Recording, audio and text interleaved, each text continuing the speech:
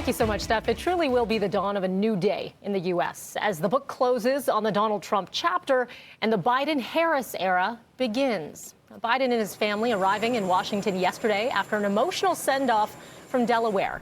The president-elect paying tribute to his late son who died of cancer. At 78, Biden will be the oldest president to take the oath. Kamala Harris will also make history as the first black female vice president and the first South Asian woman to hold that office. Biden and Harris were joined by their spouses at the reflecting pool near the Lincoln Memorial to pay tribute to the 400,000 lives lost to COVID-19. Both agree it is time to mend the country.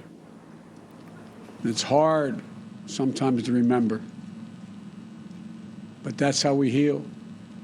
It's important to do that as a nation. Tonight, we grieve and begin healing together.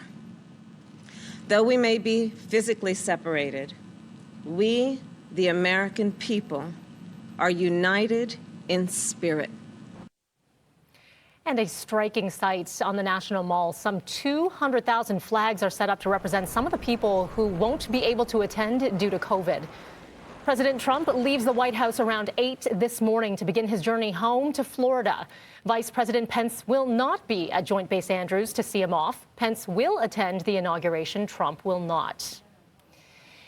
And we are looking at a live look at the Capitol, the scene of shocking violence just weeks ago, but a much different story today.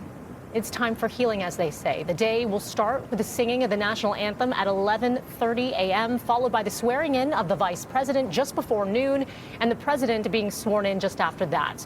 All of the events will be streamed online. There will also be performances today by the likes of Jennifer Lopez, Bruce Springsteen, Lady Gaga, Tom Hanks will host. Also performing John Legend, the Foo Fighters, and Garth Brooks. Now, definitely something to keep in mind with Washington already on edge due to the violence at the Capitol building earlier this month. Security is at its highest level ever seen for an inauguration. D.C. is virtually locked down. Fencing is up everywhere, barricades and checkpoints lining the streets, and of course, thousands of security personnel. In fact, some 25,000 National Guard troops are on the ground, and more could be added if need be. 12 members of the National Guard, however, have been removed from duty today over fears they may have ties or may be sympathetic to extremist groups.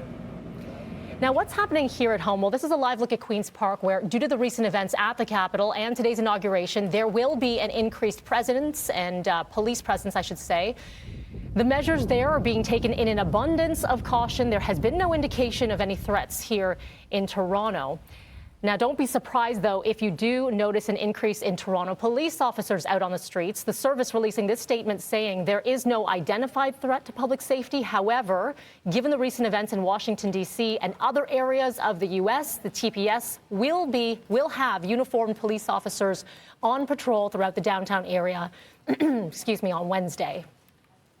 Now, the federal government has issued a safety advisory letting Canadians know that demonstrations during the U.S. presidential inauguration could turn violent at a moment's notice. The advisory says demonstration could occur before, during, and after the inauguration, and adds that curfews could be imposed without notice. Now let's get to Donald Trump, making his final speech as the U.S. president, saying he is proud of his administration's achievements. As I conclude my term as the 45th President of the United States, I stand before you truly proud of what we have achieved together. This week, we inaugurate a new administration and pray for its success in keeping America safe and prosperous. And in his farewell video address, Trump said that he took on the tough battles, the hardest fights, and made the most difficult choices. He leaves behind a politically polarized America in which violence has surged, and a country that has seen tens of thousands of people die from the COVID-19 pandemic, which has badly damaged the country's economy as well. Now, on his way out of the White House, Donald Trump has offered clemency to over 140 people. So let's break this down. Trump issuing 73 pardons, also commuted the sentences of 70 others. This last-minute announcement came out early this morning, about 1 a.m. The outgoing president did not pardon himself, his immediate family, or lawyer Rudy Giuliani, but the list does include the names of prominent Trump allies, including former chief strategist Steve Bannon receiving a pardon, along with rapper Lil Wayne. Trump also commuted the sentence of rapper Kodak Black and former Detroit Mayor Kwame Kilpatrick, who served about 7 years behind bars for a racketeering and bribery scheme. So we're going to talk more about this coming up in just a little bit. Now, of course, this is a monumental day indeed in Washington. CNN's Nadia Romero is standing by live there. We're going to check in with her at 8 this morning and then again just after 9 as we see some more action happening in Washington. Now, I'm going to switch gears a little bit because our other big story, of course, here at home, Premier Doug Ford letting his frustration be known after getting word that our province, Ontario, will not be receiving a single Pfizer vaccine shipment next week as the drug manufacturer right now dealing with production issues. Every single day, I'd be up that guy's yin-yang so far with a firecracker, he wouldn't know what hit him from Pfizer. I would not stop until we get these vaccines. Some hospitals across the province have already run out of doses as Ontario's first mass immunization clinic at the Metro Toronto Convention Centre prepares to temporarily shut down after less than 1 week. Despite the delay, the province says it is still trying to vaccinate every resident, caregiver, and staff member in all long-term care homes in Ontario by February the 15th, but that goal could be missed.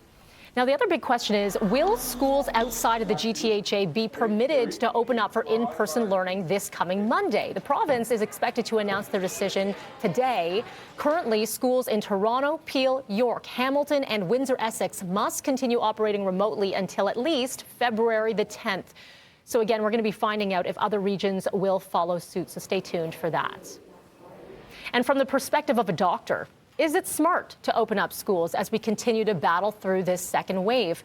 I'm going to be talking about the latest COVID-19 news with infectious disease expert Dr. Zain Chagla. He joins me at 6:30, and then he'll be taking your questions at 6:50. And of course, we will bring you the very latest out of Washington throughout the morning. Here's just a quick sneak peek of some of the things that we will be following today. And coming up next in business, as Trump steps back into the business world full-time, a lot of questions about the future of those ventures. 680 Senior News business editor Mike Epple, he's going to break it all down for you. We'll be right back.